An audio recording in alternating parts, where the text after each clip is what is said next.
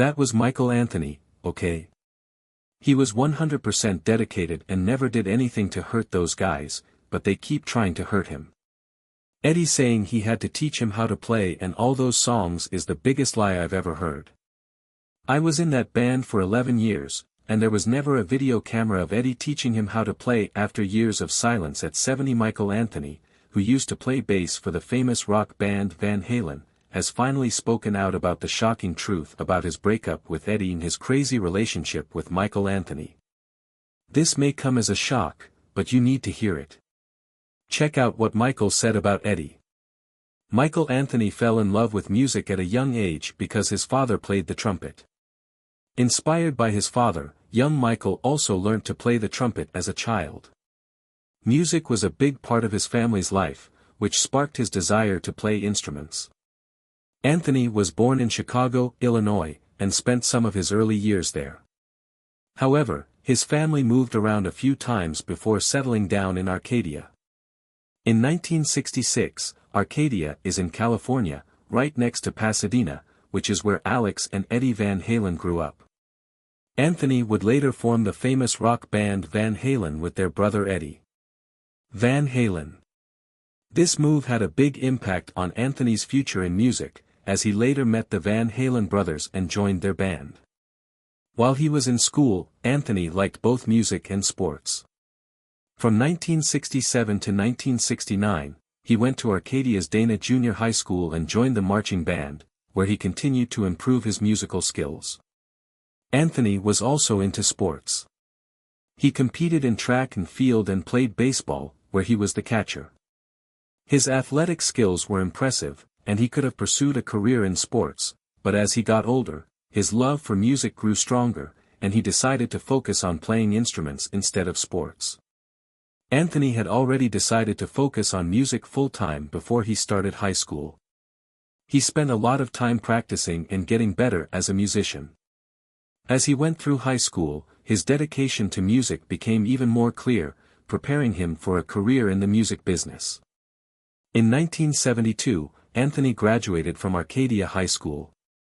His time in school helped shape his musical skills, and learning to play instruments as a child set the stage for his later success. Not long after he graduated from high school, he met Alex and Eddie Van Halen.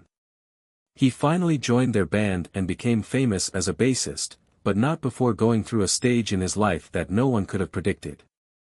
As a youngster, Michael Anthony first wanted to play the guitar. But since most of his friends already played the guitar or drums, he chose to try something different, the bass guitar. Mike Hershey, one of his friends, gave him an electric Fender Mustang guitar, but he didn't play it like a normal guitar. Anthony took out the two highest strings and played it as a bass. Later, his dad bought him a Victoria copy of a Fender Precision bass and a Gibson amplifier, which gave him a better way to practice and improve his skills. Anthony admired many famous bass players, especially Jack Bruce from the band Cream, John Paul Jones from Led Zeppelin, and Harvey Brooks from Electric Flag. He studied their playing styles and used them to help him develop his own. Even though he was naturally left-handed, Anthony learned to play the bass right-handed, which made him stand out from many other musicians. Anani's musical career began with the band Poverty's Children. He went on to play in other bands, such as Black Opal Balls and Snake. Before he joined Van Halen, Snake was the most important band for him. He played bass and sang lead vocals in this three-piece outfit. The band mostly played cover songs by other rock bands, but they also wrote and played some original songs. Snake and Van Halen's early band One Time, Snake opened for Mammoth at a concert at Pasadena High School. That night, Mammoth had a big problem, their PA system broke down. Without hesitation, Anthony stepped in and let them use Snake's PA system so they could continue performing. Little did he know that this small act of kindness would eventually lead him to join Van Halen. His talent and generosity were noticed, and soon he was the bassist for one of the most famous rock bands of all time while he was still a student of music at Pasadena City College. Michael Anthony met Eddie Van Halen, who was also a student there at the same time. At the same time, the Van Halen brothers' band Mammoth was going through a big change, bassist Mark Stone had quit, and the band needed a new bassist.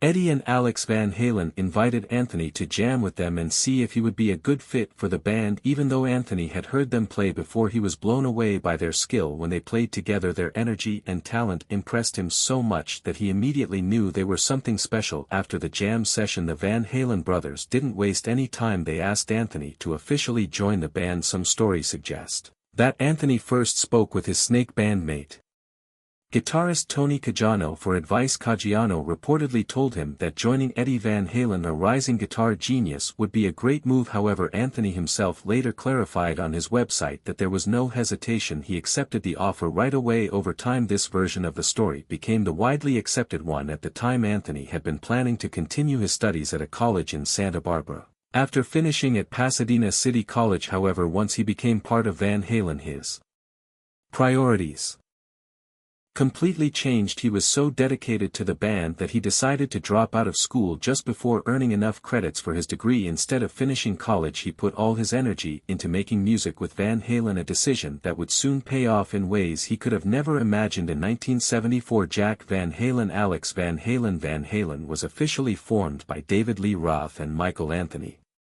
They used to perform under the name Mammoth, but when they found out that another local band was already using that name, they changed it. The band worked hard to make a name for themselves by playing in clubs in Los Angeles and West Hollywood. Their talent caught the attention of Gene Simmons from the band Kiss, who helped them record a 29-track demo. Their big break came in 1977 when they signed a record deal with Warner Brothers.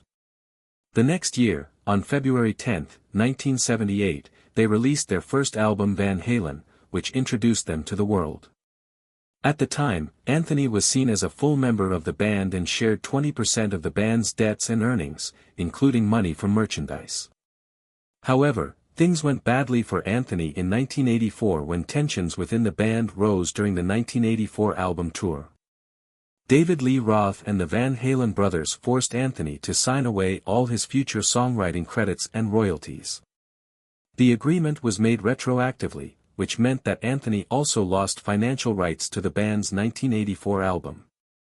Noel Monk later wrote that he thought the situation was unfair and that if he had been Anthony, he would have refused and even skipped the performance that night to make a statement. Instead, Anthony didn't argue and signed the papers, losing millions of dollars in the process, while the other three band members stood over him despite the problems. Anthony stayed with Van Halen for a long time. The band put out 11 studio albums between 1978 and 1998, plus a live record in 1993 and 2 greatest hits albums while Anthony was performing with other bands. Anthony also supported other musicians. In 1988, he helped produce a demo for his brother Bobby Lee's band Asylum Suite. This band had been active since 1984 and featured lead singer Michael Thomas. Anani's contribution helped them refine their sound and move forward in their musical journey. As early as 1996, there were rumors that Michael Anthony had been fired from Van Halen. However, despite these claims, Anthony continued to work with the band. The rumors never completely stopped and they followed him for years until he finally left the band for good after the 2004 reunion tour with Sammy Hagar. Anani's role in the band had already started to decline by the time Van Halen recorded their 1998 album Van Halen 3. Unlike previous albums where he played bass on all tracks, his involvement in this one was much smaller. He only played bass on 3 songs while Eddie Van Halen took over the bass duties for 6 other songs. Even though his contributions were limited, Anthony was still credited as a songwriter for the album along with the rest of the band. After the album was released, Anthony joined the band for their 1998 tour and was still acknowledged in band announcements. He was also part of 3 reunion attempts with David Lee Roth in 1996, 2000 and 2001. The last of these reunions even led to early versions of songs that would later appear on A Different Kind of Truth. During this time, Anani's name appeared in band newsletters and he was included in a few interviews with the band. However, after that period, Anthony seemed to disappear from the public eye. He was not actively seen or heard from in connection with Van Halen for a long time. It wasn't until the 2004 reunion tour that he made a final return to the band before officially leaving. After leaving Van Halen, Michael Anthony started playing with Sammy Hagar more often during Hagar's solo tours. He played in two of Hagar's bands, the Wabaritas and the Los Tres Gusanos. In 2002, Hagar and David Lee Roth went on tour together, which was called the Sans Howland or Sam and Dave Tour. During this tour, Anthony made surprise guest appearances at some concerts. He wasn't the only former Van Halen member to do this. Gary Chiron, another former vocalist for the band, also joined in. Anthony and Chiron even performed together on stage. That same year, Anthony joined forces with Hagar, Neil Shah, Dean Castanovo, and Joe Satriani to form a new band called Planet Us. This supergroup let him play even more with Hagar. Planet Us recorded 2 songs, one of which, Psycho Vertigo, was supposed to be on the Spider-Man movie soundtrack but wasn't. Hagar's 2008 solo album Cosmic Universal Fashion included the second song, Peephole, and Psycho Vertigo. At the end of 2003, Eddie and Alex Van Halen decided to bring Sammy Hagar back into the band for a 2004 tour. Their original plan did not include Michael Anthony, though. They wanted to go ahead without him. When Hagar found out, he refused to join unless Anthony was also brought back. As a result, the Van Halen brothers had no choice but to let Anthony come back, but Anthony had to sign a new contract with lower royalties. This contract only lasted for the tour, so Anthony was no longer a permanent member of the band in 2004. The Best of Both Worlds was a compilation album by Van Halen that included some of their biggest hits as well as 3 brand new songs. However, Anthony did not help write or record these new songs, he did not play bass on them, and his name was not given credit for any of the new material. In recent interviews, he said that all he did was provide backup vocals for all 3 tracks. According to Anthony, he hasn't talked to Eddie or Alex Van Halen since the 2004 tour. The only time he saw Alex was quickly at the funeral of Van Halen's drum tech Greg Emerson.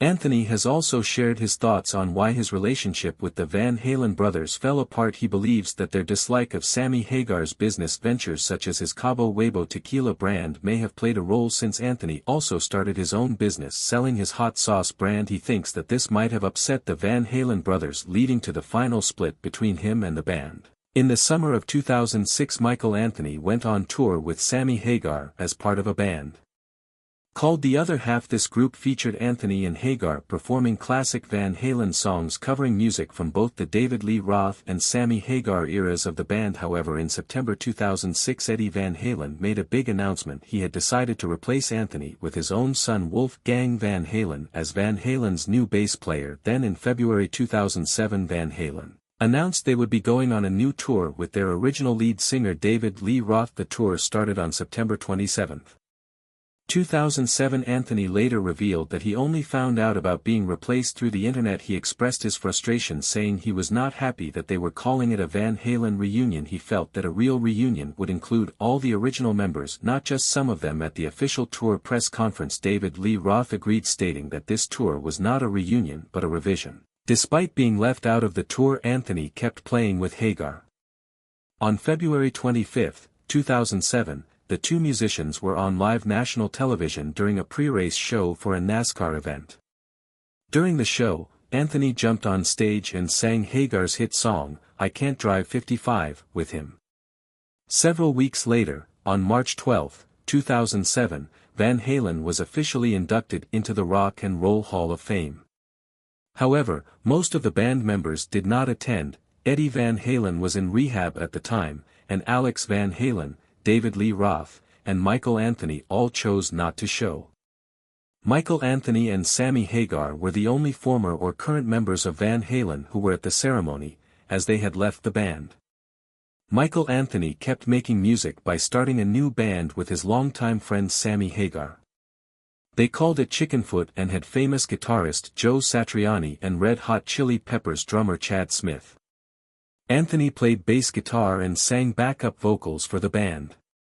Their first studio album came out on June 5, 2009, in Europe, and a few days later, on June 9, 2009, in North America. It was well received by fans, who were glad to hear Anthony and Hagar making music together again. The band kept working on new material, and on September 27, 2011, they released their second album, Chickenfoot 3.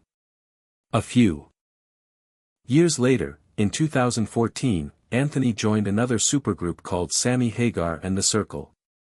Sammy Hagar was the lead singer, Vic Johnson was the guitarist, and Jason Bonham was on drums.